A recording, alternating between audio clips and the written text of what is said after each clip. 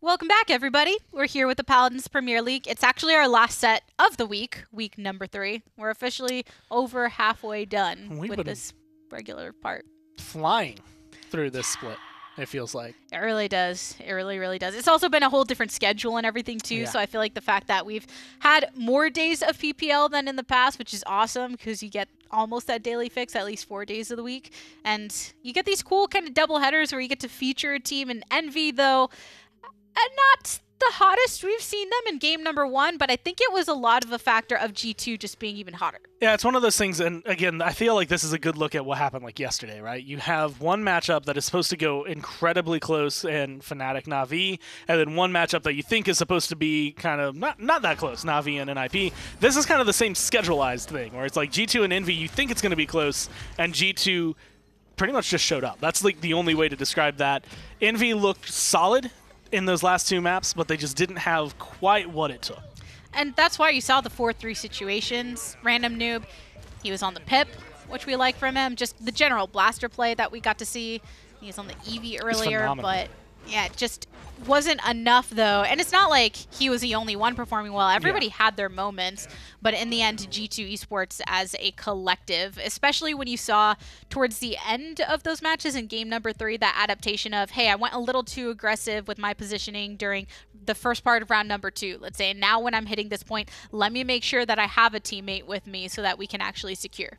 And with the way things were going and the way things they look, I want to say going into this, SK is in that kind of awkward area where they've been doing better, but we've really only gotten to see them in these areas where it's like, well, you're either against G2 or you're against Splice. Like, there's no, like, kind of middle grounds. Maybe with Renegades, you can kind of see that. So I think this is a good proving grounds if you are going to be SK. But this is honestly, I want to say more do or die for Envy in that area because, I mean, last split, you look at the way they started, really, really strong to the point where they almost didn't make second. And so they're kind of, I want to say, teetering on the same edge right now. Well, let's see where we're going first for the set between Envy and SK. And SK we've compared in the past to the way NIP is right now. It's going to be Jaguar Falls because you have a lot of those favorites that in a past time have done really well. SK at one point was top seed in the NA for PPL, but as of late, during the last split and now, been on the struggle bus for quite a bit. And they've been attempting to figure themselves out when facing against especially the teams that have been more in the dominating category of the actual standings. And I actually like the way SK approached their bans specifically for Envy because they ban away Bright Marsh, which is a map that I think is notoriously good for blasters. And even going to Jaguar Falls is like one of those, you take the lesser of two evils, right? Bright Marsh I think is better for the blaster play than you're going to see here. So you're kind of trying to just knock at least one leg out from under Envy. Just one. Just one. Yeah. They're still standing. Just enough to topple a little bit. But SK, early prioritization of Cassie and Drogos to face off against the Khan.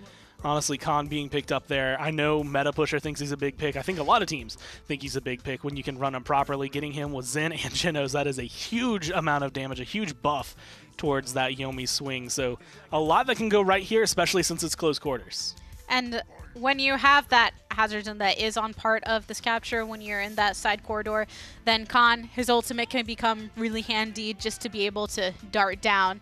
Barrick is going to be the second frontliner here, as well as the lock-in Pip. So Genos and Pip, and then Barrick and Khan, with Xin using a lot of the mobility to actually take care of the other aspects of the gameplay. I think they've done, at least on the side of Envy, been able to kind of assimilate some of the things that went wrong in that G2 set and use them to their own strategy. Say, look, that Barrick was really good. We know how to use him on this map. Let's figure out if we can. I want to know maybe the loadout when it gets into the game, how that's going to be working out. But Saris on the other side is an interesting pickup, and I feel like SK is always the ones that can bring that in. So the fact that Nando and Terminus are paired together as a front line against Barrick and Khan here, very different styles with these two. So let's see how it all plays out in game number 1 of the set. Thank you very much, guys. Let's get right into it. Aggro joined by Pretty Hair. He used to have more of it. Now it's just a little bit of Pretty Hair on the cast now. Look, SK, they've got to try and find some way to take advantage of Envy having a bad last set, right? So, well, they'll try. And now, you know, you've been here for a couple sets now. You've seen a couple drafts here. I have. What's your take on the start to this first 3 picks for Envy? Well, first of all, how is my first take. But on the other side, like, we see so much. You said it earlier, and this is one of Inara's best maps. We don't see Inara. Instead, we see Fernando Terminus. And then instead of Maldamba to stick with those, you get a Saris. That I don't know if I'm off base here, if that just feels a little weird to me. With Inara Maldamba available on a map like Jaguar Falls, where you can easily get such point control, I'm a little surprised. That's not what we saw. Yeah, SK have really been the last people to adopt comfortably the 3 DPS, so maybe just more comfortable with the two front lines here between Bitey and Wi-Fi. And Ordoom will be running, and has been running, this is a G2's old main tank, playing Saris. And he has been bringing Saris back into the fold for whatever reason. He has this crazy reputation of just not dying. Man, playing a frontliner, that's cool. But sometimes you need to, I think, lay your life down on the line. Now, he's carried that same reputation over to support. He's gone on a 49 streak before. He's gone 3 games without dying. And Saris is a very hard-to-kill support when you play it correctly. He builds nimble, but struggling to keep his teammates alive there as First Blood goes the way of Envy. Look, healing yourself is great and all, but you got to make sure that your teammates stay alive, and couldn't help out because of Rock Monkey's pressure there already. Envy off to a very quick start, up to about 50% on the points already, and SK is being forced into this chokehold on the right-hand side, and Rock Monkey is just taking advantage beautifully, trying to push everyone back continuously alongside this Khan selection. Rubu on that champion that is usually very heavily prioritized, was first picked here, and look at that, easy as pie. Envy take point 1. Smoked on the objective. Rough start for SK there. They lose Drogoz early, and don't get me wrong, SK don't have bad champions for this map. I just think overall, Envy has things that can just hit SK so hard. So much bonus damage to go around. Rubu's going to be allowed to play so aggressive with this Khan, providing even more bonus damage and more healing, more sustain to an already very difficult to kill champion like Xin, and you're already seeing Rock Monkey take over the game with it. Jin has just been cutting up SK thus far already. Has that ultimate available, first one of the game to boast that. Though right behind him is the Drogoz with that Dragon Punch. Rubu gonna finish off Bitey. There it is. Perfect ultimate there onto the Terminus. No chance for him to res up because he hasn't really been a part of this game thus far, it feels like. SK is just getting steamrolled. No, my friend. What are the slash lines right now? Rock Monkey, I feel like it has been a part of almost every single death for SK Gaming across the board. They've got 8. He's been a part of 7. Incredible thus far, and already right on the precipice of converting on this point push. Evil Mojo brings down Shades alongside Rock Monkey. Drogoz will be next, though it takes a little bit longer. In fact, Drogoz ends up staying up. Man, my caster's curse is getting stronger than ever. The game doesn't matter, man. I'll save anyone's life by calling them dead. Finally, Invocal does end up falling. Is SK doing their best, but man, Envy with a lot of momentum here on the point. You can see how bad they want to kill Rock Monkey, and they're not going to get it, aggro. Baiting the Drogoz further out of danger, lulling him into that sense of security. And even without the bonus damage from either Luminary or firing line from Khan, he's able to obliterate Invocal before Saris can get a line of sight. What a first round from Rock Monkey. And that's really all it took. That was the very beginning point push there on the actual capture point itself, and Rock Monkey and the rest of Envy just took it with ease after that. Now, Invocal's done a lot of damage on this Drogoz. He's one of the only ones who can boast a kill on the side of SK Gaming alongside Shady Shades, but the rest of the squad, I mean, these frontliners are combined 0-7. Yeah, Invocal, you expect him. Drogoz, win or lose, is going to get a ton of damage on Jaguar Falls. I think it is his best map, hands down. So many safe corners to peek. Fire spits around. He hits like an absolute truck with Fusillade against these relatively slow-moving, easy-to-hit tanks like Rubu and Barrack. Already SK playing it a little bit slower alongside Envy. No time for Rock Monkey to immediately dash in, but man, that damage right away onto Invocal will be healed up pretty quickly by the Saris, but gets choked and brought down. Doesn't even make it to the waterfall. Rock Monkey will finish off what Rubu starts. Now Envy gets point control yet again. SK did manage to get nearly 30% while their Drogoz was getting crushed on the right-hand side, but now look at this zone from Envy. Looking pretty good until Bitey finds a quick double. And this is just Rubu owning the map. He's like walking out of SK's spawn when Rock Monkey turns the corner. I thought Rock was the deepest member from Team Envy there. Fire comes the Fire Spit, Dragon Punch at the ready. But Envy, I think, smart. They lose a couple, and they stop the bleeding there. They back off. And they do have some ultimates if they want to get this back. That from Jin and from bold. Pip, but Rubu not quite as strong as he may think. Didn't get a chance to get off those immunity frames there. That's but a heat check. Envy still going in, and Vocal finds a double kill for himself. Woo! And that's another double kill from the Terminus. Just like that, SK bounce back and take the second capture point. That was actually sick. All the ultimates from SK connecting there in a beautiful symphony. You don't get to see a lot of Saris, but the combinations she can set up when you hit him, and that's not even very often when she gets picked up. We used to say, you know, she can build morale boost because she doesn't need Chronos, because she can get to the soft CDR cap just through loadout cards. But then you watch, you know, so many games of Saris, and it's like, at this level, man, you don't get those 4 or 5-man convergences. You're lucky to get 2. Right. Now, through time and space, don't think it even hit anyone on SK there. But SK has been pushed back, not through any kills, just by poke damage, it feels like. And now Envy has established some pretty solid map control, particularly on the right side of this payload. Ziggs comes out, gives SK some extra vision, and Envy, respecting that, will step back a bit. Trying to hold this choke. No one really dies on this hill at this choke. It looks like a choke, but again, I promise it's not. No one really likes to fight here. It's all about this little overpass that Tolki's right under, trying to maybe extend out a little bit, get one of these picks, and be looking like they may just commit here. Bitey very low, but will start to regen on his own. Now receives some Saris healing, and that'll get him back up to about half HP. Rock Monkey, I believe, was on that left-hand side and poked him down. Now Tolki's going to be able to surge forward and find that killing blow. Khan ultimate is up and ready to go, but it's not even needed at the moment. Tolki, Random Nude, and Rock Monkey all get a kill apiece as SK lose 3 members, and thus their push stalls. What a statement there. And Envy, you know, Genos is not a good spot burst healer, obviously. It's a taught over 12 seconds, but when you have both Pip and Khan, I mean, you're getting 1,000 burst healing whenever Khan's able to use his battle shout near you. Healing potions coming out and around. Let's take a look at the healing charts.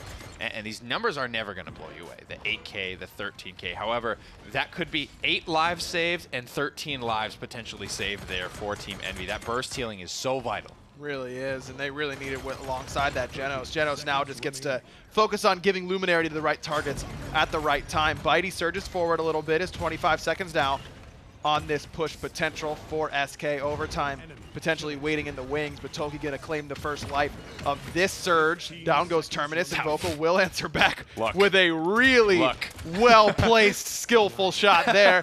Mr. Hayes makes him pay, and that seems like SK is giving up the goose. A little bit of panic, though. You could see he didn't know really which way he wanted to look after he broke that corner, so Vocal ends up having to fade away, loses his life anyway.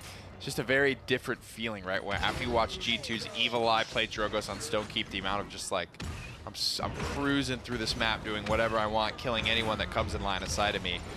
SK feeling a little bit panicked for my money here. Managing to stay on top of the damage charts here, but the slash lines for Team Envy still looking glorious. Man, 9 killing blows for Rock Monkey. Wardoom, you mentioned it, undying thus far. 1, 0, and 4.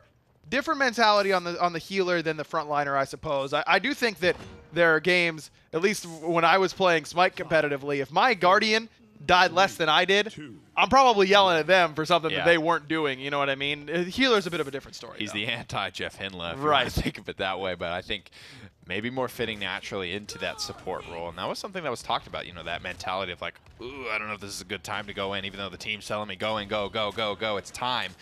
3-1 here on the scoreboard, though, for SK. Both teams taking it easy, and that's what happens with Cassiel. You almost just kind of have to wait it out. You're not pulling a fast one with full global vision. Ooh, and Vocal putting really, really good damage on a Rock Monkey. Rock Monkey trying to stay out of combat to get some of that sustain, and he'll do just that. Envy nearly with a full grip of ultimates, only waiting on that Dome Shield from Barrack, whereas SK doesn't have that many, but they're getting control pretty nicely here through time and space. Doesn't hit onto Invocal, but now Invocal's in a bad spot, so he's going to surge forward and find an easy kill onto Random Nude, make that a double. Both healers brought down very quickly as Rock Monkey tried to complete the chase, but just couldn't get it done. Finally does bring down Invocal. That opened the door for SK to get quite a bit of percentage points. Beautiful movement there from the Drogoz player to stay alive just for a little while longer. Bitey sets that all up with the Immortal. Now it's back in hands of Team Envious, though. You could see, even though that was a great fight, probably the best we've seen from SK so far, it still feels like they're not in control. Now Bitey gonna hit surge back to that point, trying to claim it back, but Evil Mojo nearly was enough to bring him down. He came out of that chicken form right on time. Shady Shades able to notch one for himself, but Rubu's ultimate gets him a kill onto Bitey, but another make that a triple, excuse me, and Vocal, man, on this Drogoz is making plays for SK right when they need him.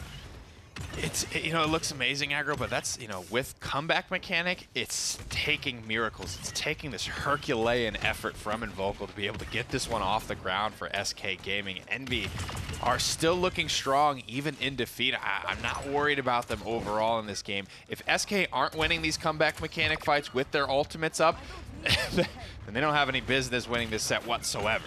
Still in it for the moment, though. They would like to convert on this push to make it so that they have a winning opportunity on the next capture point, ideally with some ultimates to spare, but Envy already has some of those in their own right. Invocal 5 in a row now for the Drogos player. Make that 6, actually, excuse me.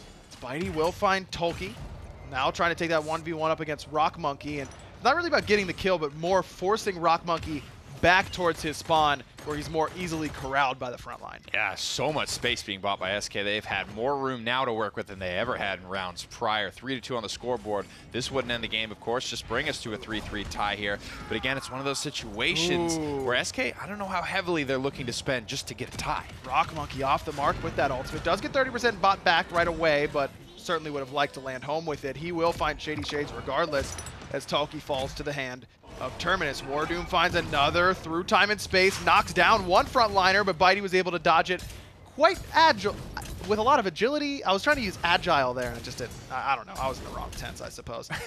SK with a little less than a minute left on this push, but it is getting pretty close to pay dirt. 46 to go. One ultimate for Team Envy. Spending the Dome Shield, though, I'm always happy when I get that out. If I'm SK, that's a big one there. It's one of those just brick wall ultimates. It's kind of like when placed properly, not a lot you can do to counterplay it out. You almost have to just burn a Dragon Punch or something to get in the Dome Shield, kill that bear quickly, and drop the 20k shield. Convergence, I don't think landed on anyone That's at all there. That's a huge ultimate, especially alongside champions like Drogos or Terminus, who can really clean house when people are grouped up. That feels pretty bad for SK. Now, Saris does get that back pretty quickly usually, so already back up to 25% as SK considering using some ultimates here, I imagine, but Envy is really just looking to pull those out of Team SK because Envy's got so many ready. This is where Cassie's scary, man. When she just sits in the back line and just chips away at you. I don't even know, chip, maybe chunk is a better word. 650, a bolt. Big shots from the Impulse Blast as well, and Invocal, he's Void Gripped up, but trying to hit some rockets. SK get it through. Man, just like that, we're all knotted at 3 apiece, and I don't think it took that many ultimates there from SK to make sure it happened. Invocal was absolutely the MVP this round in my mind. I mean, he got so many multi-kills, was able to extend fights for a very long time while still getting his damage off. He's playing well around the Fernando Immortal as well. Bitey has been very committal and very good for him to set him up, get him off the ground now. 16 and 7. Invocal best in the game for the moment. Can he keep this up, though? They're going to need a lot from both he and Shady Shades, who, again, that's like the most like Cassie slash line to me ever. It's just like good. You know what I mean? Yeah, just like I'm doing pulling stuff. the weight, doing the damage. I think Shady's doing everything he needs to and probably can. There's only so much playmaking potential in my mind for Cassie, because when you want to commit to someone, they have to be in your burst threshold, which is around 1500 HP.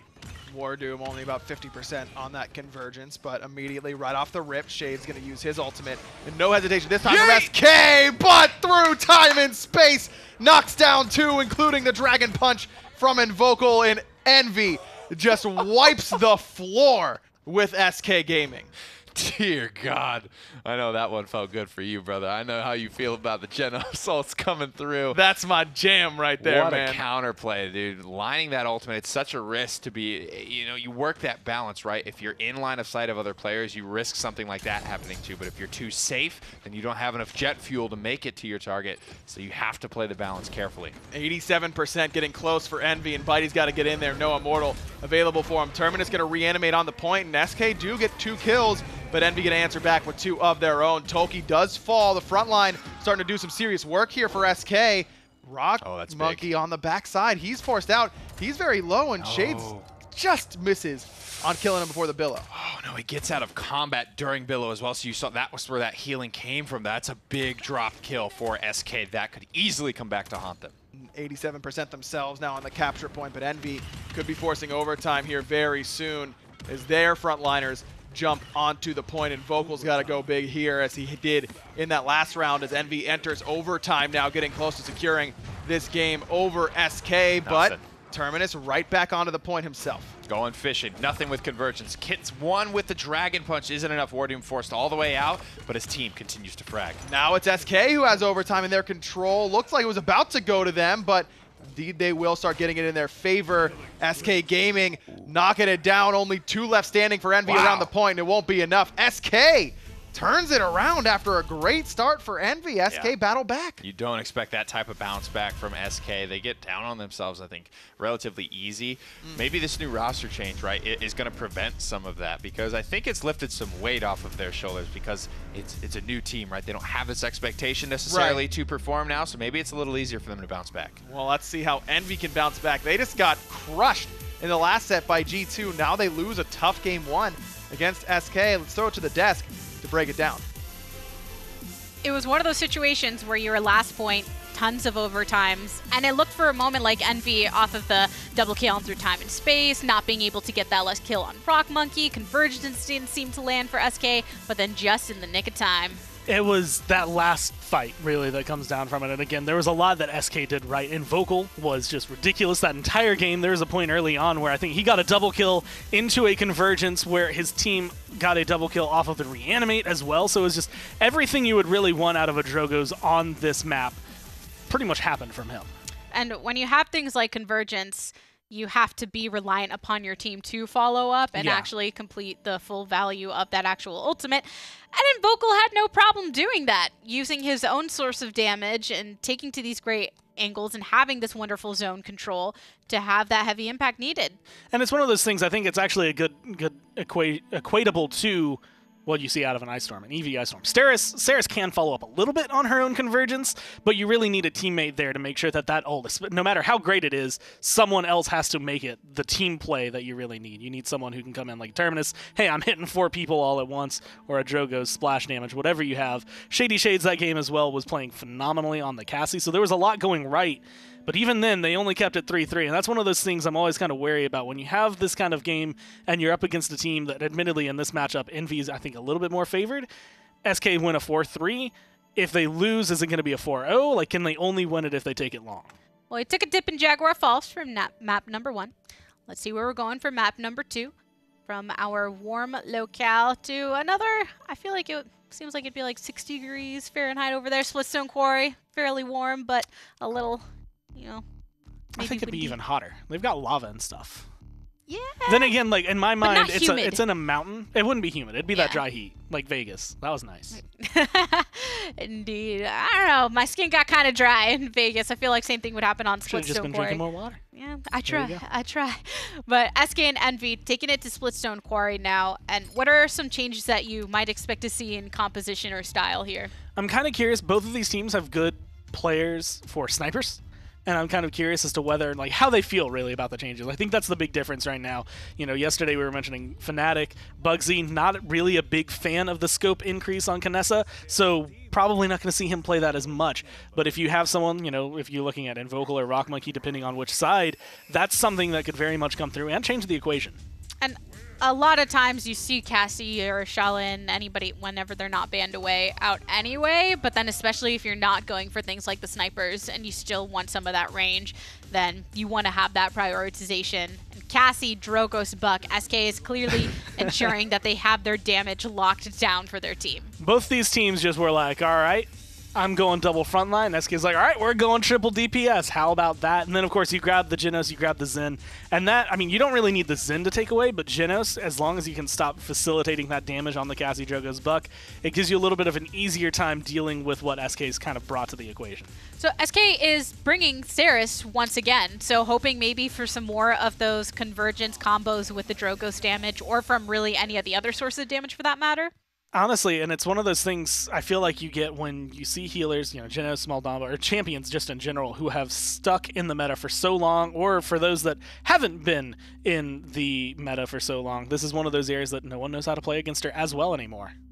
Well, SK versus Envy. SK is up within this set so far, so let's see how far they can take it.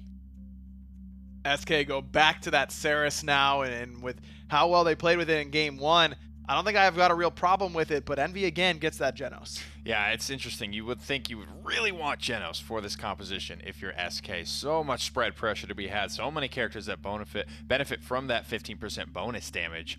But the Saris, it really looks like it's just Wardoom's wheelhouse. Again, I want to bring out predictability in and of itself can be just an abusable weakness. If they know they're going to run to this Saris every single time, they can get this Genos later and later in the draft. They get it third here. If it keeps happening, do they end up taking it even later than that?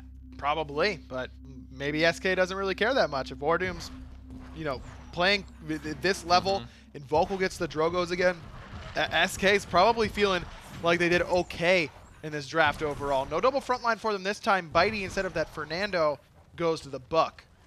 So much movement speed. That's kind of what keeps him alive, so to speak. You got things like Dark Whisper, gets him into Shadow Travel and moves him around a little bit quicker. Veil and that Dark Whisper synergizing so well together. Nimble, just the coup de grace, I guess, and still the same principle applies as First Blood comes through for SK. Vocal again making some noise on this Drogos. SK getting off to a much better start than they did in that first game on Jaguar Falls. They get point control pretty quickly here. Last time I checked in on the Splitstone Quarry meta, a lot of experimentation with Strix was going on, with Kinessa. Right. No sniper here in this matchup. I think it's those FOV changes. Really, most of the sniper players just don't like it, and it's a thing, like, it's one of those things when you take it away, it's very hard and very abrasive to get used to. Once you're so used to having peripheral vision, to strip it away is very rough. Man, and Vocal is just swinging right now on this Drogos, and Envy don't seem to have anyone who's prepared to take him down as a triple kill goes his way. Whose job is it to take care of the Drogos on this map? You know what? No one's going to be able to do it easily, I don't think. And you know what I think that is, or as a result of? Just the lack of respect for SK. They have never had a blaster. They've managed to be, in a decent spot. Always kind of that #2 for a very short window, #1 in North America, but with never doing it with a blaster, never with a Drogos.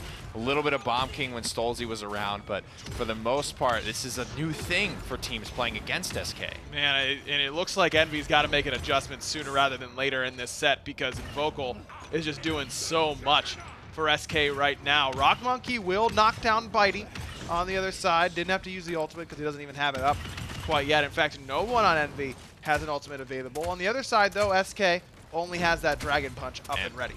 That's a very aggressive, you heard right before he went down, I am the Juggernaut, and that's a very aggressive Buckwild. Like I mentioned, it's hard to get full value for that ultimate, like a Hexfire as well, because you're just so exposed and you're just shooting, and you are a flanker at the end of the day. Right. And you would have to take time off of your Buckwild to recover and heal up.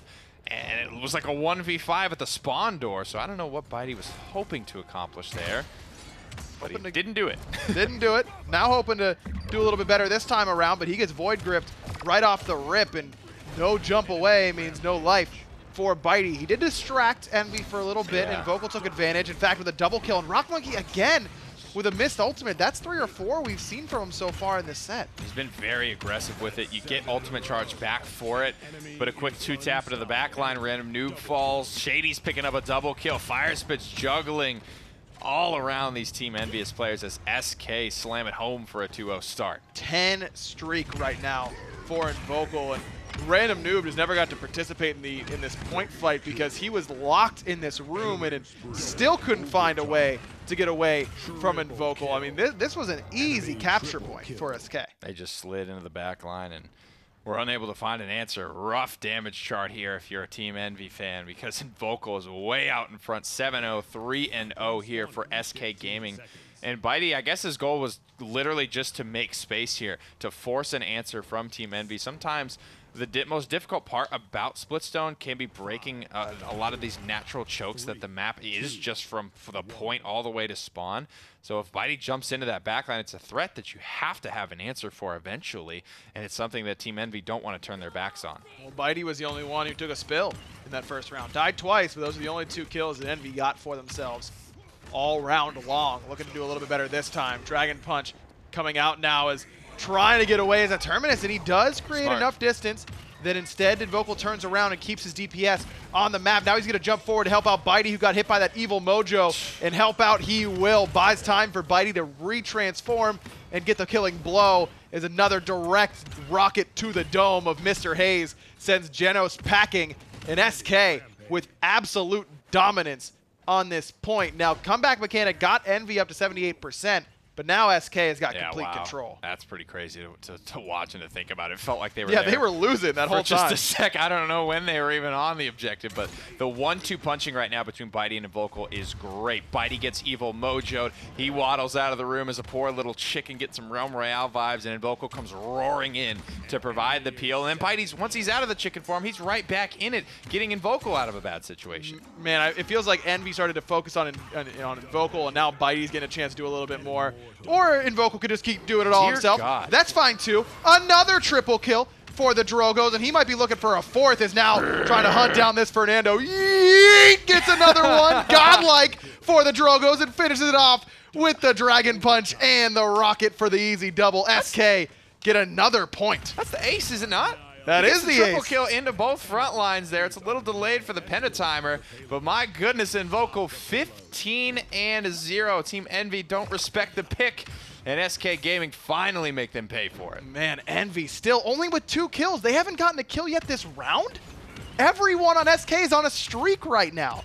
But they still only have 2 kills, and they killed Bitey twice last round. This is a weird day in the realm. This is a weird day for me. Man, am My I hair's throwing gone. things my off? Teams are losing, brother. My pick rate is dropping at a rapid pace. I know. I keep noticing you look to me and look like at my shoulder height because you're expecting Evan to be here. You know, that's where Evan's short. That's the joke. 151 left on this push is already over halfway there for SK. Tolki does finally shut someone down on the side of SK. Looks like Barrick and Buck both took a tumble. My goodness gracious, SK Gaming. This is the start of the everlasting choke point, so to speak here. This corner is the hardest part about Splitstone to break. That's why I think, saw Bitey just literally YOLO jumping over the entirety of Team Envy to force them to turn around and respond. And when they turn around, you know who's waiting for them. See, Rubu feels like his attention is split right now. Where does he shield from? Does he worry about Invokal? Does he worry about Bitey? No one's worried about Rock Monkey right now. I believe that was another missed ultimate that I just heard as Bitey and Invokal bring him down. This could be the opening that SK was looking for. Right into the back line. Bitey has Buck Wild. Here we go. The windup as he starts pumping damage into these frontliners, but he gets Evil Mojo'd and brought down very quickly. Invokal as well gets Evil Mojo'd, but he's able to skirt out of there very, very quickly. Dragon Punch is on cooldown. Looks like that might have been used and not found a home. SK forced to retreat for the moment. Can we take a look at the items here? I want to see Invokal specifically. Wow, he does. Looks like he has a nimble, or he just looks like he's going faster than he should be. Is it the loadout? I mean, it's not anything that's not out of the ordinary here. He's just zipping around here.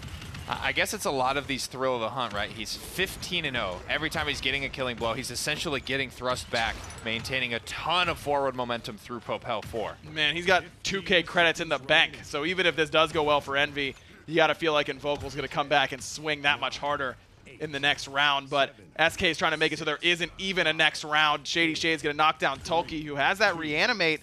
It looks like he stuck it on the respawn. Will come back pretty soon as overtime now ticking down.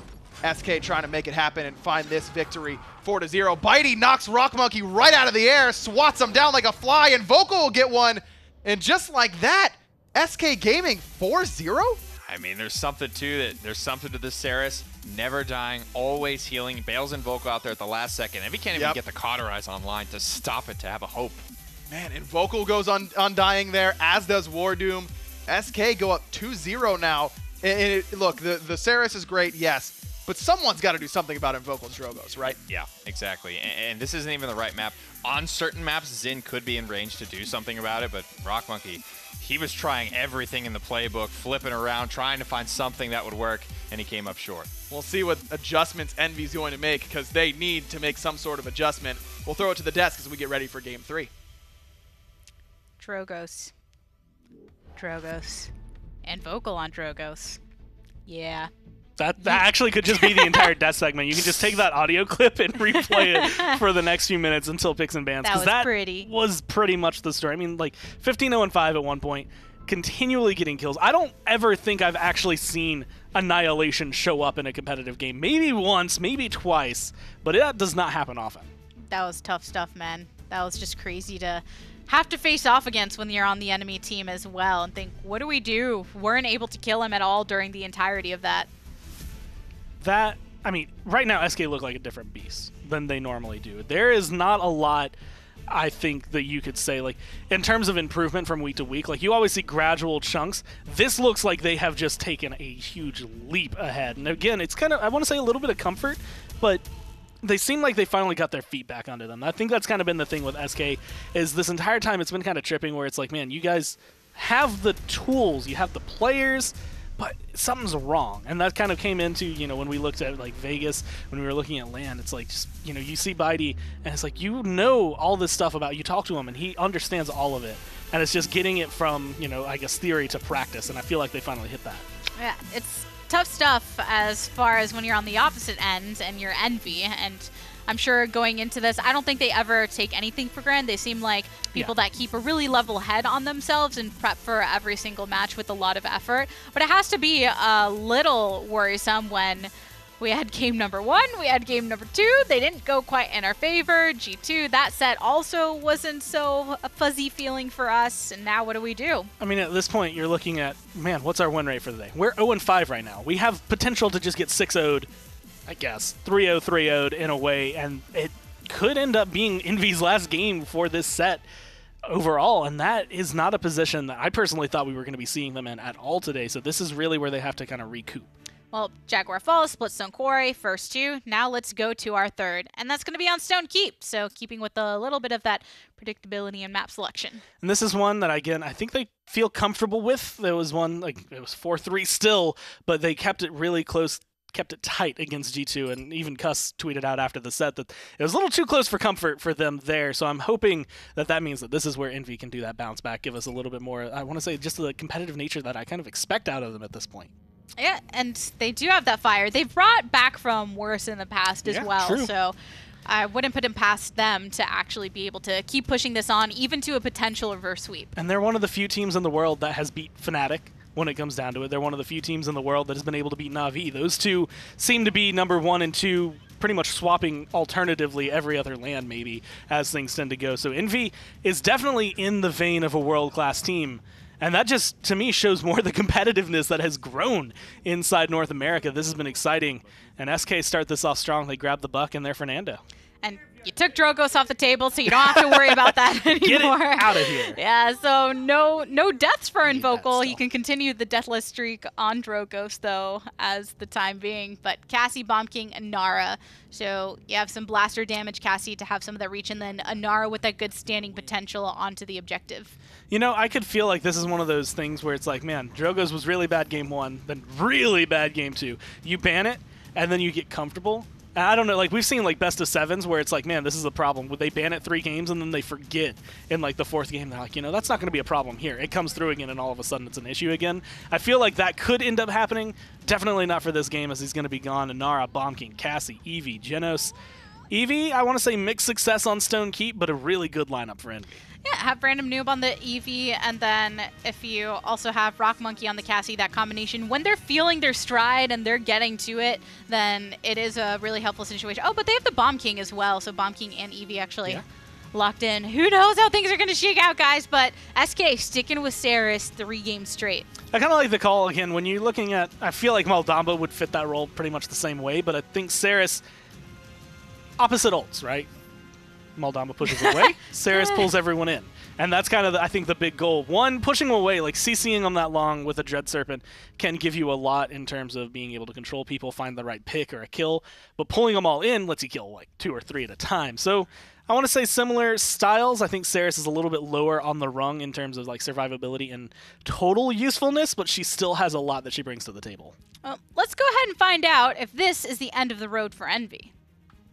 Envy with their backs against the wall now, and SK lose the Drogos. First ban, I love that from Envy. Just like, get that out of my face. Nah, no more of that as well. And the last pick, Saris, comes through, and I actually like it here more than I have in the other 2 games, because outside of a Nara wall, they don't have any line of sight blockers to get out of convergence. Yeah, that's a good point. In Stone Keep, while having a lot of nooks and crannies around the side of the points, that point itself is pretty wide open. So if convergence comes down right on top of the point, outside of that Anara wall, as you mentioned, I don't think you'll be able to get out of range. And this kind of applies to Saris on almost every map, but just the nature of Shadow Travel is you disappear. Wardoom's running Nimble and Movement Speed cards while inside of Shadow Travel, so he's going to break the soft reveal range very quickly, so you'll lose track of him, and then he's able to clear so much distance with all that speed. You just don't have a prayer. You're wasting so much time if you try to dive him. It's this really hard decision that Wardoom has posed to the other teams in North America. I feel like Envy, they got to do their best to just zone him away, get him out of line of sight, and then collapse on somebody for it. Now, Wardoom on the Saris, I'm not worried about it at all. Invocal changes it up, though, to the Shaolin. Pretty different playstyle to that Drogos. Right, but the Drogos is what's new for him. Shaolin is absolutely in the wheelhouse and can take over a game. And I don't know if anything or anyone takes over a game harder than what we just saw Invocal do, but I'm not worried about him at all. All right, well, SK gets first points, 3%. Not really worth even mentioning. So they stomp on the point for a moment as they were moving from left to right. Invocal and Shady Shades getting on that point, but Rock Monkey dives onto Invocal, already looking pretty strong on this Eevee. First blood goes Envy's way, and now the rest of the dominoes are falling. Wardoom into that Shadow Travel, trying to get away, but Bitey has no such luck. No ghostly Fernando available to him. Toki will find him on the finishing blow. And wrong again I am. Toki on the Eevee today. Random Noob no longer the de facto Eevee player for Team Envy. And this is what I love for them, because this is what it looks like when Fnatic or G2 play something. They pick the draft that they need to win this game, Aggro, and they'll put whoever, wherever, to give them the best chance at playing that draft. Toki sticking on the ground for the moment. Now gonna blink back towards the point. Takes the 1v1 a little bit here against the Buck. Shady Shades feeling pretty confident in that, and as he should. Toki just barely able to get out of there, then comes back right into the barrel of the shotgun. But SK already needs to get on the point because overtime ticking down for Envy. Ooh, barely gets out of that grumpy bomb there. Seismic Crash going to be hit onto the objective. Wi-Fi barely gets the hand back up. Bitey's here to provide some PO, but look who's coming around the corner. King Bomb stuns 2, but Immortal comes out from Bitey to make sure he and Wi-Fi are nice and safe and sound. Indeed, he will do just that. Random Noob will finally bring down that Terminus, though, as SK loses their front line and their Shaolin, but not before Shaolin brings down Toki through time and space. Not even needed, because Random Noob gets himself the double kill on the point. Is Envy finally able to get a point? They couldn't get any of those on the last map. Get something on the board, something to get the boys going once again. They've gone cold for a game now. And normally it's just a round or maybe a minute or two that they go cold, but Envy need to get the fire restarted here if they want to have a chance, if they want to avoid being swept twice today. Rock Monkey losing the poke battle with Terminus. You usually need to attack Terminus from multiple angles, and one little Cassie in a hallway probably not going to get that job done. Shady Shades walks into the bombs, and Random Noob will take advantage of that, and that might be the opening that Envy needs. Toki will find it in Vocal as Random Noob takes down Wardoom as well. Man, it's a slaughter right now for Team Envy, as dominant as SK looked on Splitstone Quarry. Now Envy looking the same on Stone Keep. And you have to say, just what a counterpunch from Team Envy here. And maybe SK playing a little bit like they're still in control, like they're in the driver's seat of this set, but Envy are not looking to make that the case for any longer. Right on the capture point precipice, but Envy can't quite get it home. Toki forced into that ice block to try and give himself some time, but it won't buy him enough. Envy just push it home. Shady Shades got distracted there, it looked like. I assumed that was going to be the other way, and I was like, wait, time didn't dictate that. Nope. What happened there to SK? Front line goes down on the objective, and when the payload is so close, there's simply not enough time to rotate somebody in to contest, and it'll go right through. But that's the fruit you reap when you get the payload pushed so close so quickly. Got plenty of time to finish it off, and Envy didn't even really need it. We were talking so much about Wardoom in the last game. Now he didn't die. This might be his first death this set, honestly. Took one spill that round. I think you might be right. Mr. Hayes on a 12 streak on the other side, so the healers definitely looking to make those big plays. This time, though, it's Mr. Hayes on the Genos who was able to make it work. Rejuvenate starting to come online for these frontliners for SK. This will do a good job of combating. It stacks additively against Cauterize, so a Rejuvenate 3 will take a Cauterize 2 to effectively a Cauterize 1, or a Cauterize 3 to a Cauterize 2. Invocal putting some pot shots in onto Inara, but certainly has not made the insane game-changing plays like the ace we saw from him in that last round on the Drogos. This ban from Envy seems to have worked out thus far, as this time they don't waste any time. Jump right onto the point, get nearly 40% for themselves right off the rip. Here comes Bitey back, trying to answer if he can.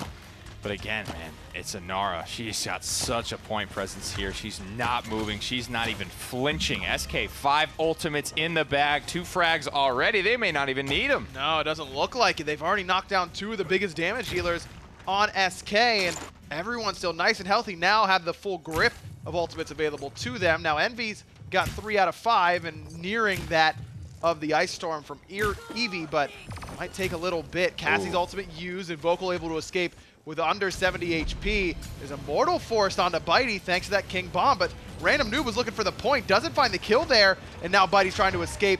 That Grumpy Bomb will get out of range of that, but Rubu on this point, man, he is literally a rock. Puts him in an awkward spot, though, man. He forces to reanimate fairly early as Wi-Fi goes down once. Will he go down twice, though? That's the trick about Terminus, withdrawing off the high ground, looking for the big plays and popping the Heat Haze. Oh, he's still alive, and now Invocal's here to help him out, but overtime ticking down for Envy. No, SK's side as Random Dude forced off the point, and Vocal hitting his shots now, and that's enough to get SK the capture point and start the push on a decent start, though Rock Monkey comes in and plants the planted, putting his streak up to 14.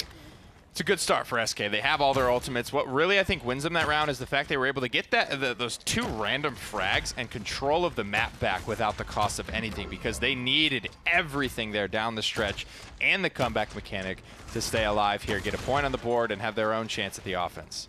And that they do. 2 minutes left on the push, nearing the halfway point of that capture point. Did cost them all of their ultimates, though, sitting on 0 up and available, whereas Envy have King Bomb and that Seismic Crash from Inara. Toki doing a pretty decent job harassing, but Toki's been falling a very, very often. I mean, it just has not been able to stay up as often as we see a lot of EVs. Yeah, it's definitely new for him. You can absolutely tell. Eevee, a very rhythmic character.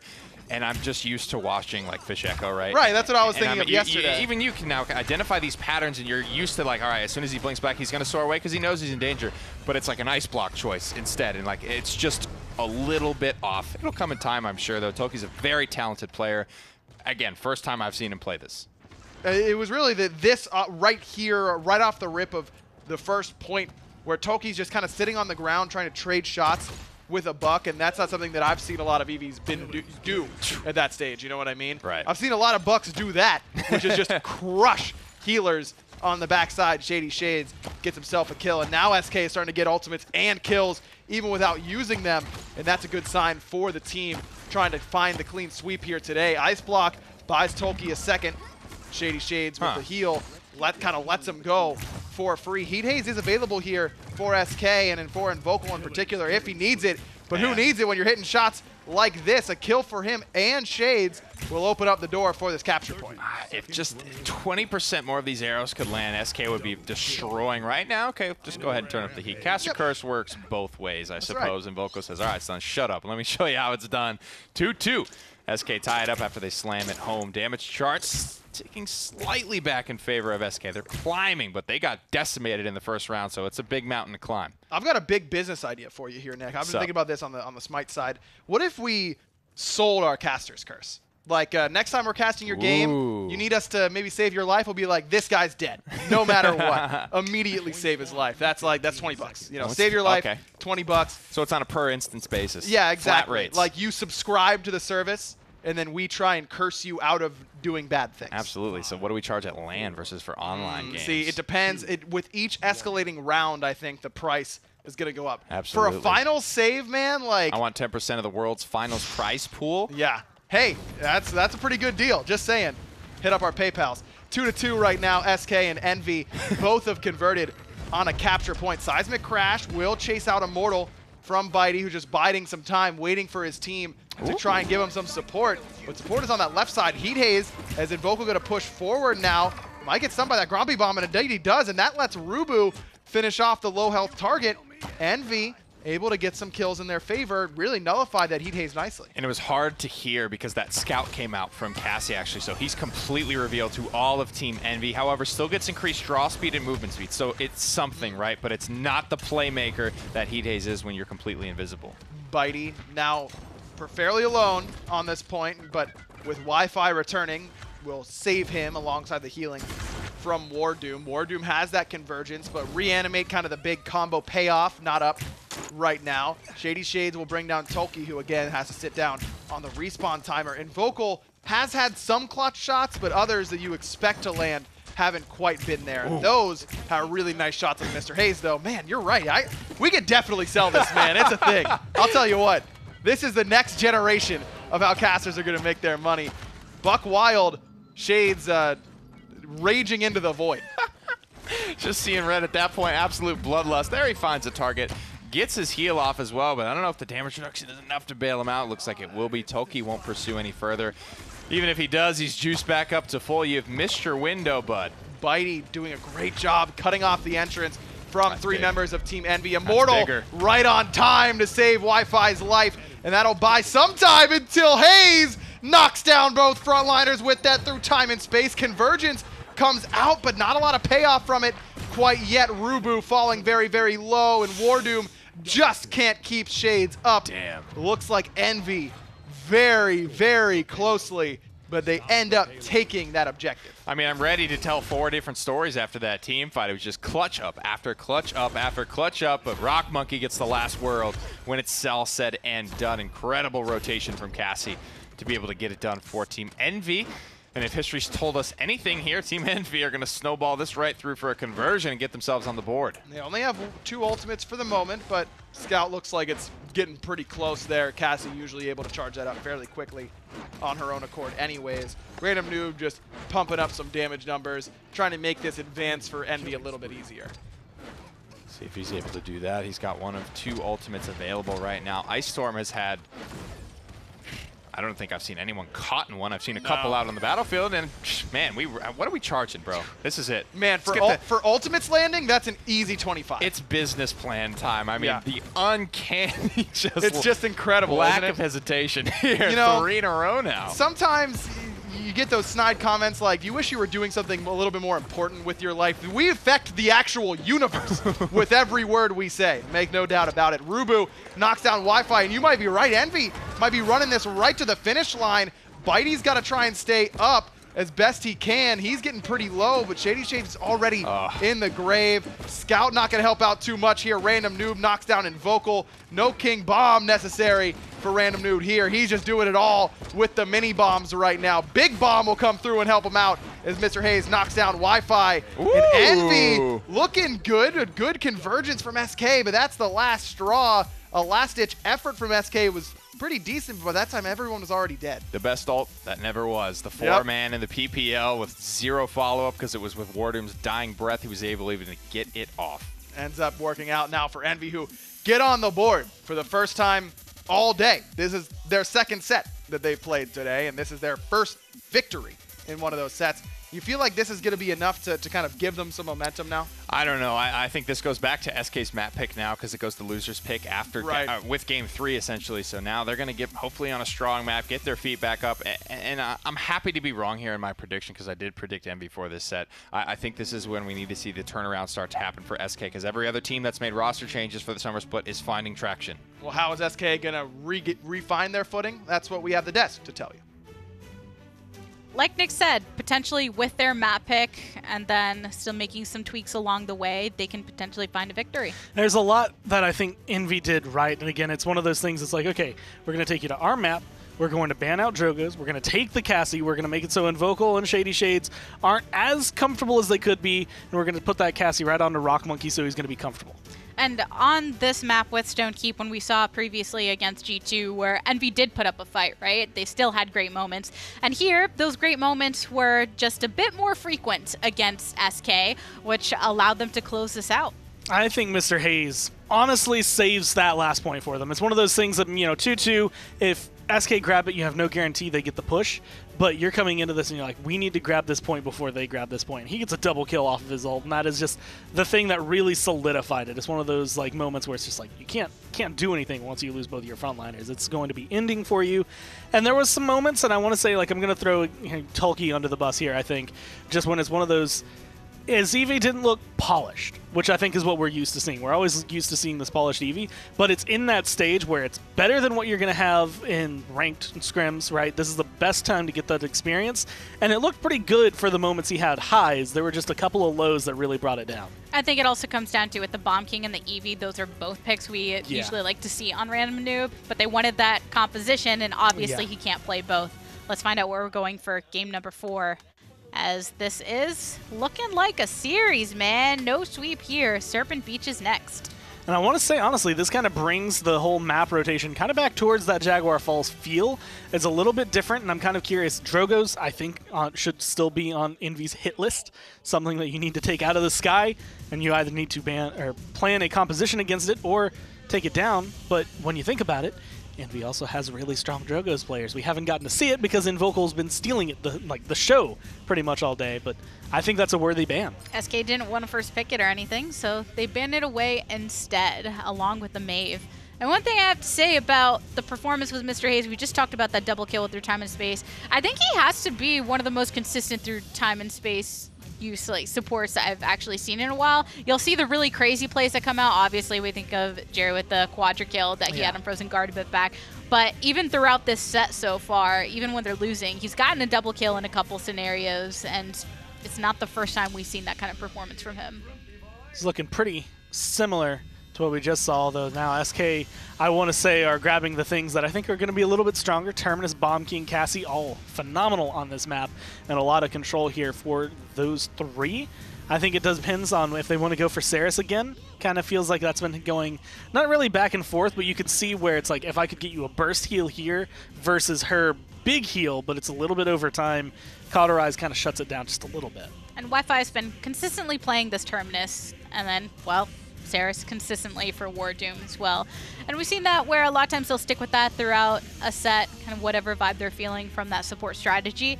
But it's Terminus and Barrick on the front line as Bomb King and Cassie, once again, a combination to take the damage portion. I was sitting here in my head and I was just going, this is a Leon pick, this is a Leon pick, this is a Leon pick. Like the minute they go Saris, I feel like Leon fits this. So you get the Eevee that you can, now flex around, but Leon specifically, Death and Taxes, when you have something like Saris, really helps shut it down, no matter what. If she goes Void Abides or if she goes Mortal Reach, no matter what she's doing, as long as you're hitting that person, which is really hard not to as Leon, they're going to have 90% of their healing shut down. It's a very common answer to that, and considering the victories early on, War Doom did play a huge part in that with the Saris play, then maybe right now being able to mitigate it early is the key. So let's find out.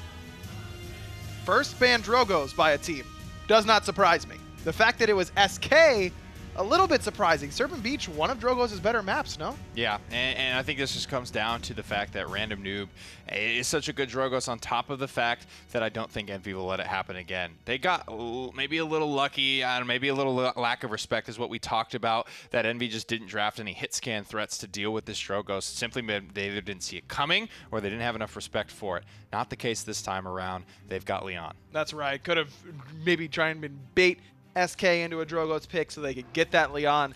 Also works well with that innate anti-heal. They were talking about that on the desk to try and shut down War Doom's early output, as Bitey immediately goes into the Rejuvenate to try and mitigate some of that. Random Noob able to get a Cauterize as well. And it's going to be tough, man. I got to say, I don't see Envy losing this game. They have power picks across the board. Comfort, power, strength, meta, whatever you want to call it, they've got it. They've got so much high ground control with their 2 DPS, 2 flankers essentially. Eevee and Buck, no problems to get anywhere they need to go on the map at any time they need to get there. If if Envy lose this one, I think this would be a phenomenal win for SK. Man, Rock Monkey just skirted by the sight line of Barrick right as he was turning. Rock Monkey came around the back and ended up claiming first blood for Envy around that back, and Vocal falls to Rubu as well. And even though SK had that initial point presence with the Barrick, Envy crack the egg on the left side there and now have point control pretty handily in the zone on Serpent Beach. Seems to be pretty strong now, especially with characters like Buck and Eevee who can be safe and knocking players off their horses. That's exactly right, and they're going to do just that. No one from SK, I don't even think is going to make an attempt at getting back here. Barrick gets kind of close. Random Noob's probably dead here. But it is going to be the capture. The payload goes for Team Envy.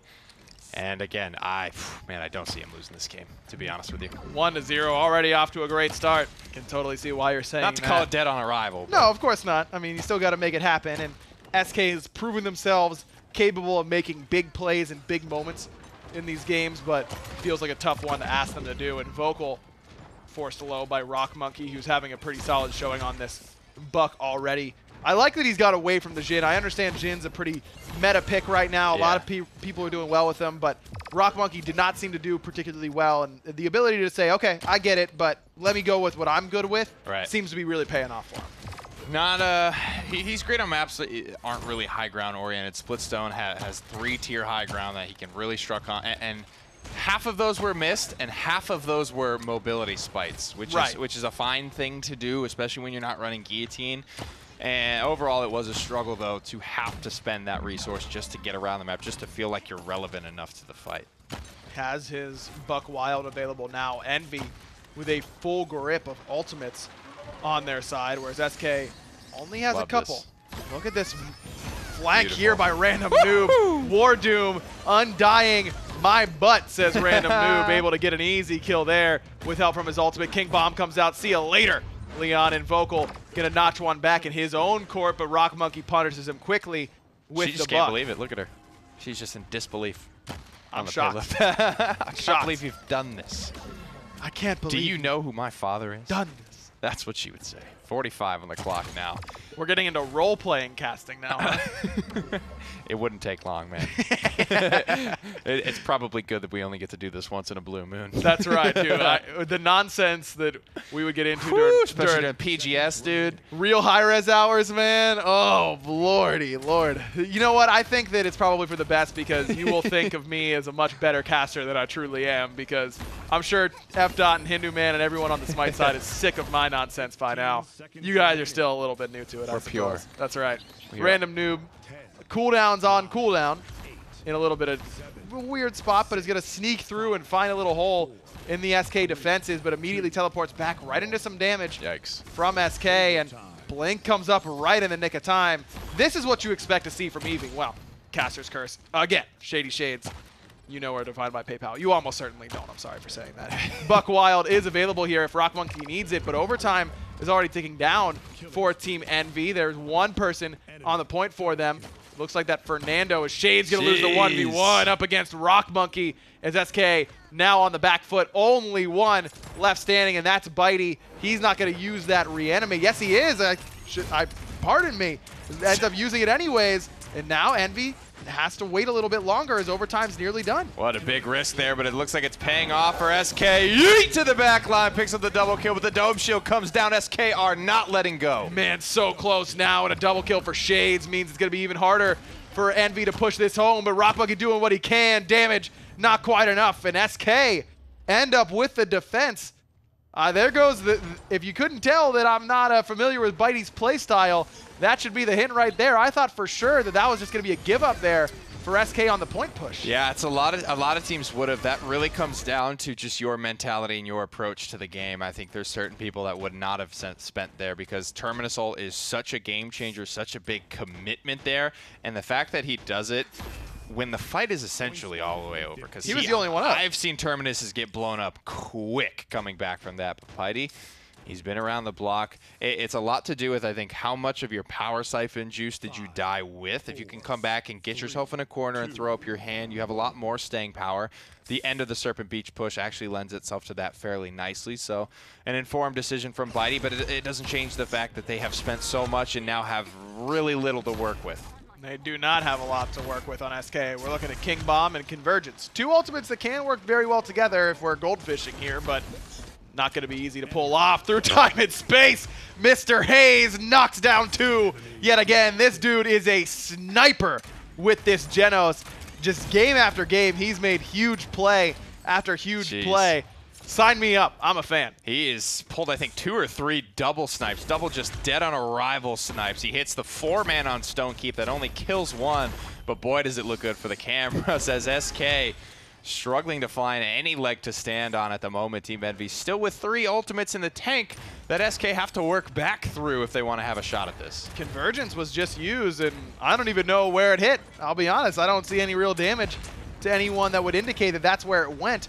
Envy gets a pretty good opportunity now to cap this point without you have to use a lot more, but I hold my tongue. SK gets a couple good kills. Shades have been making plays on this Cassie. Yeah, just barely enough, and you could see how much those 100 HP buffs will affect a character. That's basically what Shades lives with there. He has enough time to get his burst damage combo off. Big shots landing for Tolkien, putting some pressure on Wardoom, forcing the conversation to come back to the objective.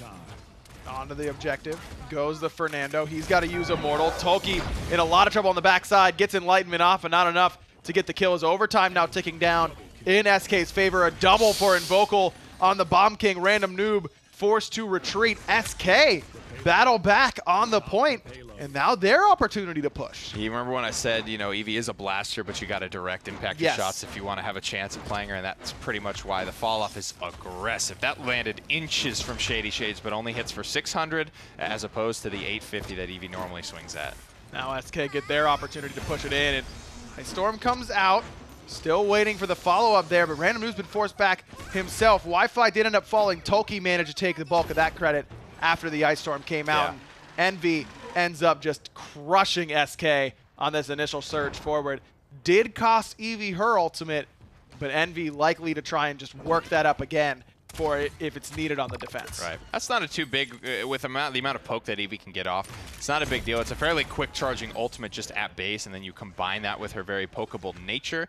He's already back to 25%, and I've really started to say this recently. The best Ice Storms will never be followed up on by Eevee. You got to blink in there. You're going to hit that 5-man Ice Storm, cripple out a couple of people. You got to peace out. You got 1,800 HP. You got no business being in the fray like that.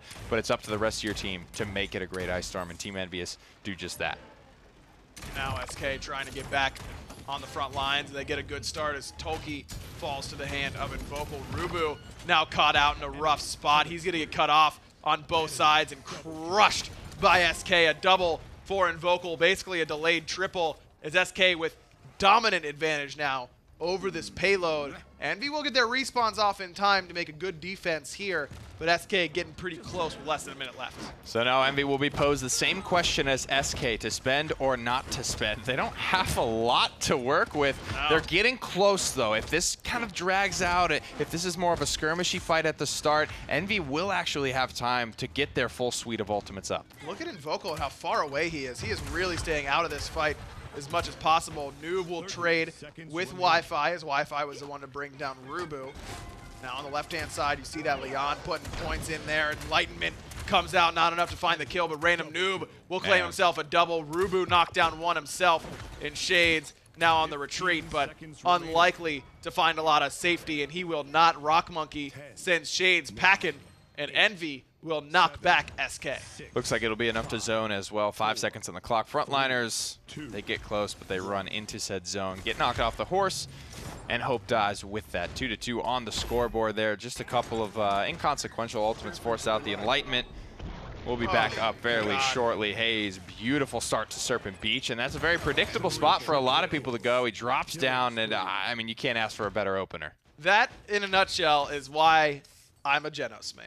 That makes me feel some type of way on the inside. That was nice from Mr. Hayes, who's having a really, really solid game on this Genos. Low on the damage charts himself, but of course you got to factor in all the bonus damage he's providing to Rock Monkey, to Tolkien with that Enlightenment and the heal, or Luminary, excuse me. Right. At the end of the day, he needs to stay safe. He needs to keep these heals up on the boys that are supposed to be dropping the bodies. He wants to be always there for his team. The more you're exposed, the greater the risk, so he's playing appropriately. Wardoom sitting at 0-4. Maybe the early success of the Ceres starting to wane now, as big damage going onto the Fernando, but that's exactly where Envy want that damage to go, as Bitey the first to fall in this round number 3. Hayes again just lurking in the backside. He's trying to find that snipe, but it's not even necessary. His gun will do the work for him. SK lose the skirmish. They got 45%, but that's all they'll get for the moment. I think the difference here for Wardoom's death is just the Eevee. She's got the only reliable cripple for a healer in the game, right? And Nara's got one, but it's hard for her to just waddle up to you and drop it and actually get value for it. You saw the way he's flying up over the walls, taking very, very rare flank routes to catch Wardoom out, and it's clearly paying off. Shades rolled right into Monkey and realized that might not be his best spot. You mind if I just back it up here? And indeed that'll work. Tolki is just putting pot shots into this point. No one's really checking him. Shades falls quickly. Wi-Fi will answer back onto Rock Monkey, but Bitey very, very low. And he'll make sure he gets onto the point and then he can reanimate there. And that's exactly what he'll do, as Envy's getting awfully close now through time and space. Doesn't find a home. Mistimed there off the reanimate. This random noob trying to make up for it on the backside. He already found Wi-Fi, and Tolki knocked down in Vocal. Overtime now is Envy getting very close to claiming point number 3. Good convergence from Wardoom, but no real follow-up. Again, a solid ult, but nothing there afterwards. Rubu has been an absolute brick house on the objective so far in this round. It's crazy. I'm seeing great shielding from him to provide peel for teammates. He's stayed healthy the whole time, which means he's breaking line of sight when it's appropriate, and he is just running and gunning down other frontliners, keeping constant pressure, cauterized, Brand, the loadout card there. You could see every time he's hitting a fireball, and when you do it on cooldown, it's 100% uptime on that debuff.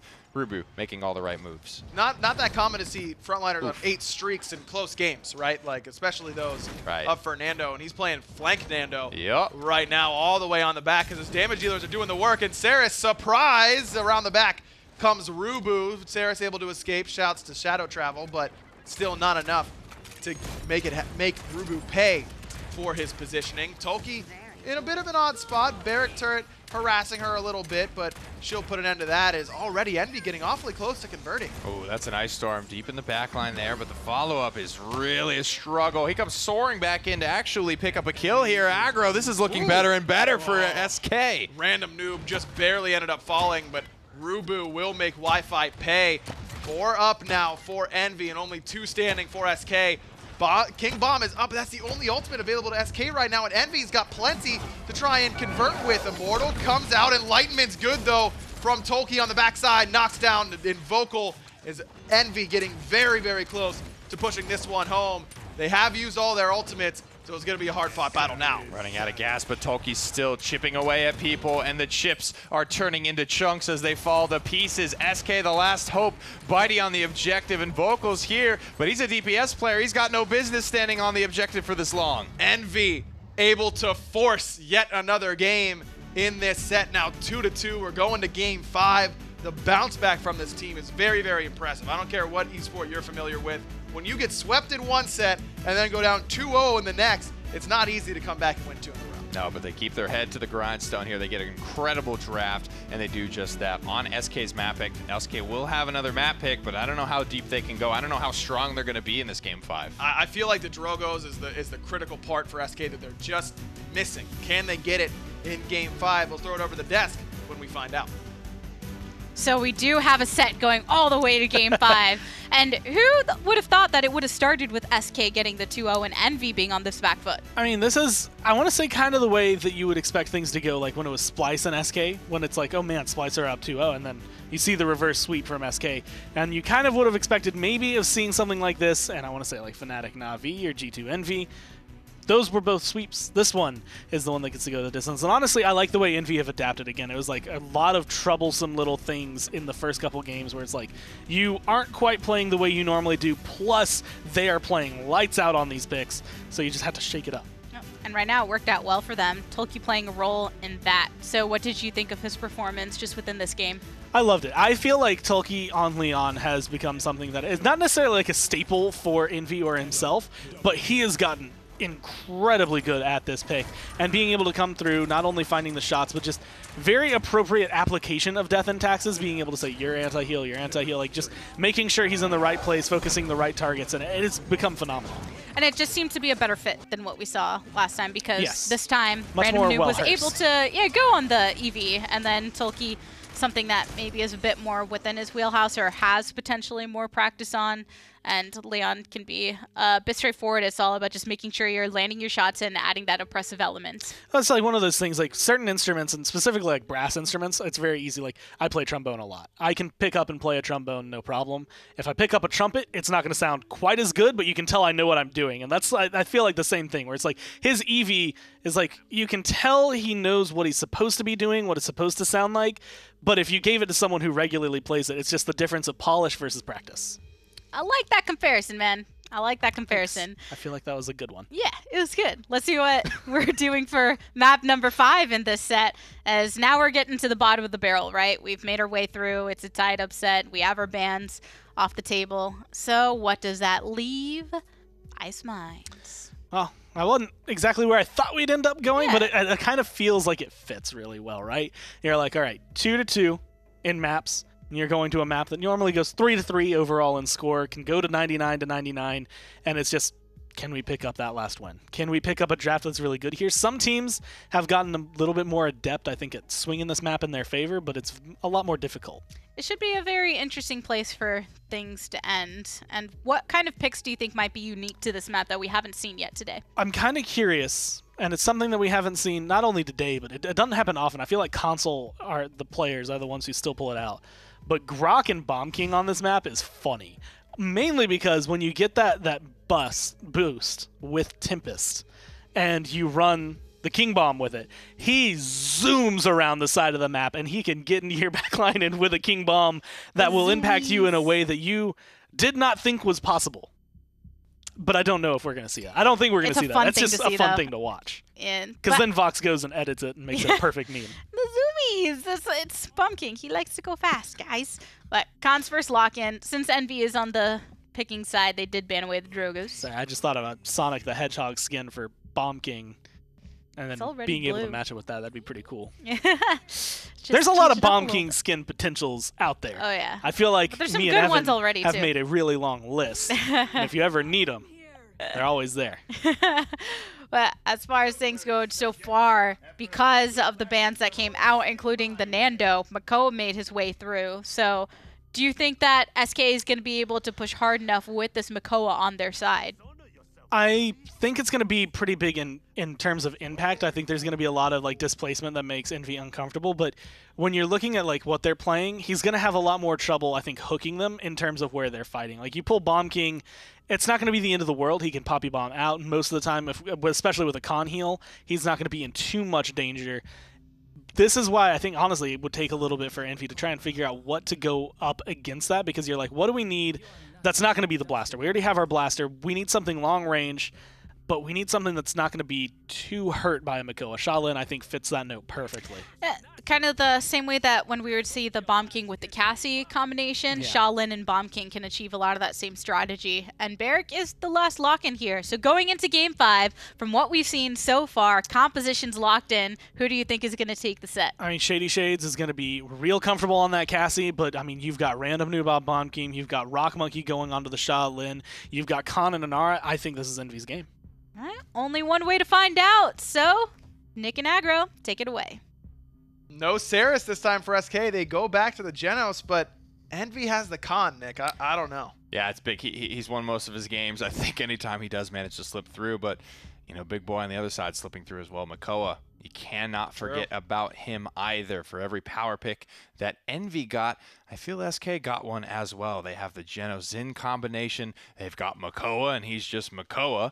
They've got just Cassie sitting there being as A+ as she always is, and it's probably Shady Shades' best character, hands down. It's going to come down to these little filler things like Bitey on Barrick, not exactly common. Wardoom on Genos, something we haven't seen a ton of so far, but I think if they fill in nicely here, this is an SK draft that will absolutely put up a fight. No, I just did some mental math. I think between yesterday and today, I've casted 14 Paladins games, either on the desk or actually casting here. And this is the first time I've seen Makoa not get banned. Is he really this dominant? It's just the hook coming through. If Wi-Fi's landing him and SK's following up, it's just that simple of a game, and there's very little Envy can do to counterplay. However, it's Khan. It's on-demand CC immunity for anyone that is getting hooked, except for himself, obviously, because he won't be able to cast during the hook, but he can bail you out of a hook if he's quick enough. Ooh, very quick. Billow there by Jin gets him out of some danger as Envy did lose their first blood. Khan, again, it seems to be the focus of these hooks from Wi-Fi thus far, but hasn't managed to convert on any of them quite yet, at least in the kill department. 2 for 2 on the shots, though. Give him credit there. Is SK the ones who have control of the point for the moment, now nearing 50%.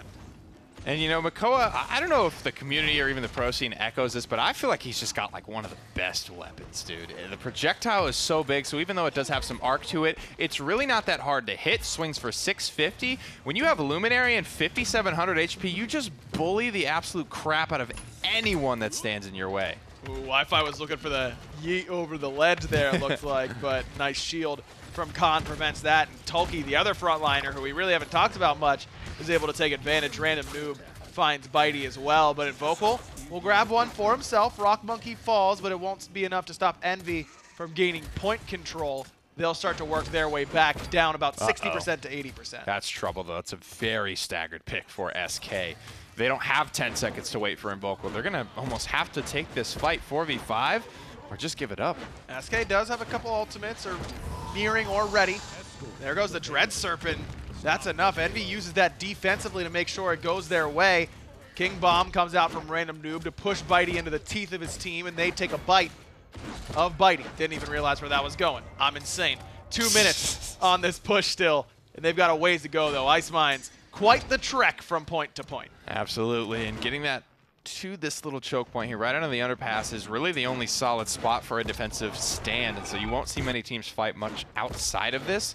You can see Bitey already getting his turret set up inside of here, but that's just so due to the nature of Ice Mines. Even though every defensive team is going to give you 80% of the push for free, you still probably won't convert most of the time. Well, just one wipe, and when it's near that capture point, just ends up being the entire time you riding back to the payload itself. The zone becomes really relevant and can be difficult. Envy not trying to go on the respawn at all. In fact, they'll put SK and a couple of their members on the respawn. Rock Monkey pushing forward, had the knockback there, but no wall to pin Invocal 2, but man, who cares, man? Envy, in the blink of an eye, convert with ease on Ice Mines. And they get the picks in a beautiful way. So staggered that this whole round just felt staggered, to be honest. What a Dread Serpent there from Mr. Hayes. He puts up the wall, and Wi-Fi runs straight into it there, feared away. Absolutely confirming the confirmation there, and the payload going through. But Team Envy, the way they get those kills, it just makes it so difficult for SK. That whole round, it felt like a 4v5. It really was. It felt like, I mean, off the rip, Wi-Fi's, you know, finding Hook to the left, but no one's really with him in order to make sure that Khan falls. Khan ends up on a 7 streak, by the way. Rubu got that Fernando banned away from him and kind of forced this Khan pick into his favor.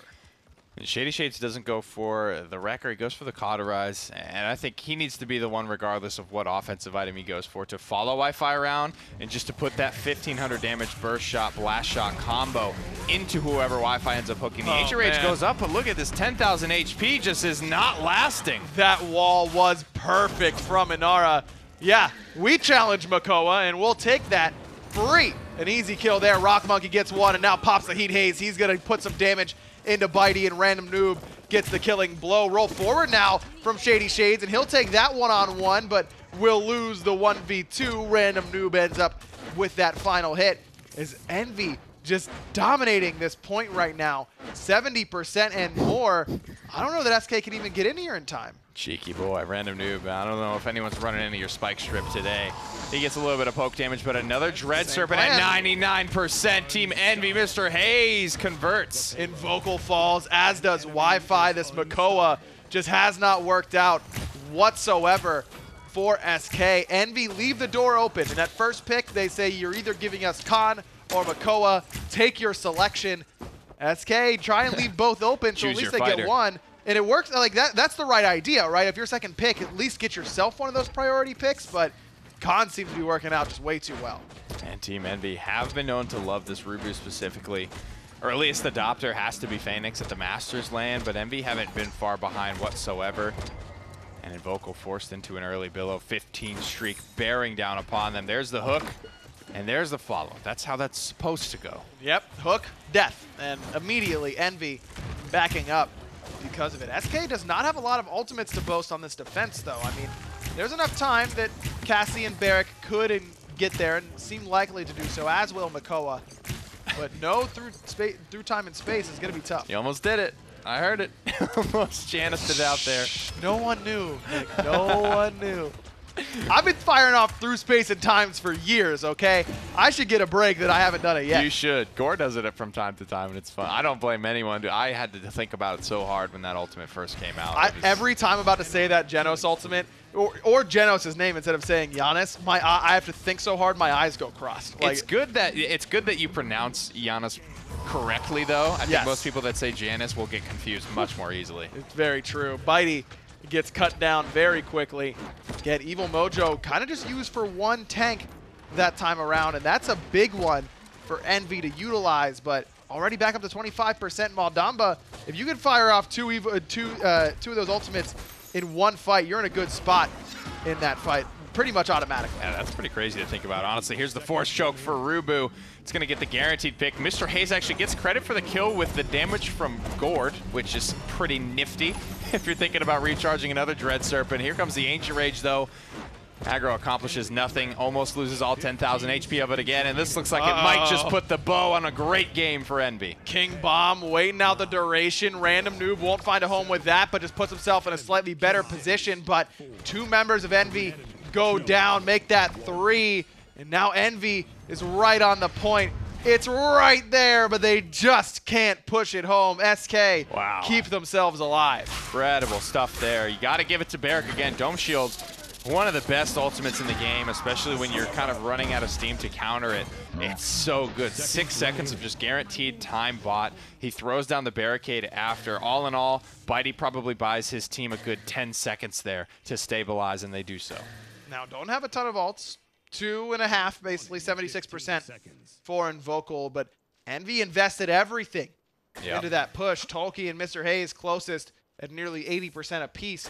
The rest of the team's going to take a little bit to get there, specifically Random Noob, only at 11%. It's time and space, and it's Scout, though. Scout's good for countering out a Heat Haze, which just isn't even online, so it becomes somewhat mediocre there. Wardoom, there's not a lot of great angles. Like, people don't come at you like they did on Serpent Beach. They're really spread out horizontally, so I don't know if that's going to be very impactful. Mr. Hayes trying to get that ultimate back up. It's been used to secure each time so far. Vocal, where did he go? Just gets popped by Rock Monkey on that right-hand side. Now immediately SK on the back foot, already nearly 40%, and Envy is just having complete control over this point. The ultimate is nearly there for Maldamba. Seismic Crush is there now. Envy just in complete control. Really, really good stuff here from Random Noob. The zoning is perfect. That Poppy Bomb was average at best. He goes down for it in the small ski house. 93% though for Team Envy. SK have to respond and fast. Overtime now. No ultimates left for Envy, and they've already lost 3 members, but Mr. Hayes is up and standing, and he's got 2 beefcakes with him on the point. Overtime goes Envy's way. See you later, SK. Envy complete their comeback and somehow find the victory 3-2. What an incredible finish for them. They looked great on every single objective fight there. And Vocal getting evaporated, just, I don't know, that's very deflating almost. Just, the rest of the team probably don't want to say anything to really put that point fight in the dirt, but that is not a great start. Especially, I mean, with how well Invocal played the first 2 games that Drogoz was winning everything for SK. Yeah. He didn't get it any of the 3 games they lost. I don't know. I'm not a Paladins analyst, but maybe that's it. We've got some actual analysts standing by on the desk to tell you the real reasons why Envy found the victory. So fresh, so clean. I think Envy went back to some of the roots that have resulted in success where obviously different champions in those certain roles, but collaboratively it just came together so nicely. And Icemines carries the stigma that it's going to be this map that's, I mean, I even said it going into it, that it normally is, you know, 3-3. You're going to have so much trouble being able to actually convert a push. And because of that, that's where you would see a lot of these top teams when they're in control get taken, just because that was your best bet at being able to take a game off of them and being able to tire them out. And at this point, a lot of these teams, especially at the top, have got a lot of practice there now. And Random Noob has a lot of practice on Bomb King as well, which we got to see again in this game, being very effective. I also liked, even though I've been really enjoying seeing Tolkien stepping into these other roles, it's always nice seeing that Rubu-Tolkien frontline combo that has worked for them in the past. You have Rubu on something that can be aggressive, because that is his style as a frontliner. You have Tolkien on something that can be objective focused and really supplement the rest of the team. And that in combination with Ally Rock Monkey, he likes his his arrows, and Random Noob, he likes his blaster play, and then Mr. Hayes, he's great with Dread Serpents and everything. So I think as a unit, it was just a great composition. And it's the flexibility, being able to say, look, 3 DPS is the best thing to go against this comp, or hey, we need double frontline here.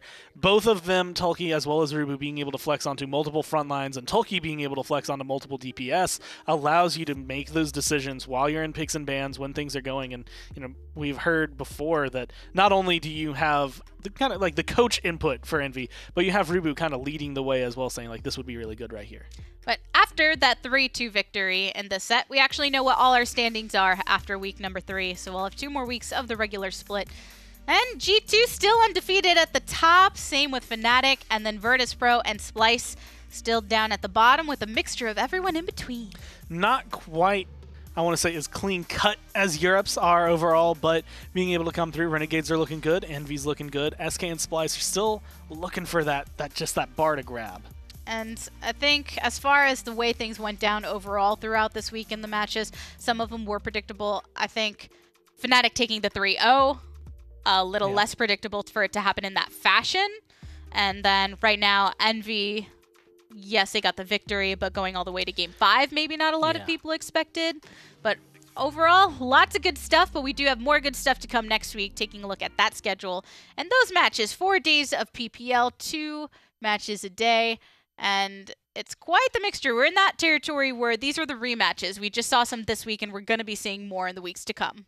Tuesday and Wednesday, I think, are going to be very big days because we get to see, I guess the bottom 3 of each region really come into it, where it looks like NIP is coming through. Plus, we're going to have Diggy Dog, but I'm excited to see Virtus.pro and Mouse again. I feel like they have been constantly improving, so for week 4, that's the step up. And the same thing, Splice, Renegades, SK. I feel like all the teams have been improving, and I want to see how they match up against each other. Yeah, I think G2 and Fnatic are one set away from ensuring that they will be very close coming to land, whereas everybody else is still a little bit up in the air.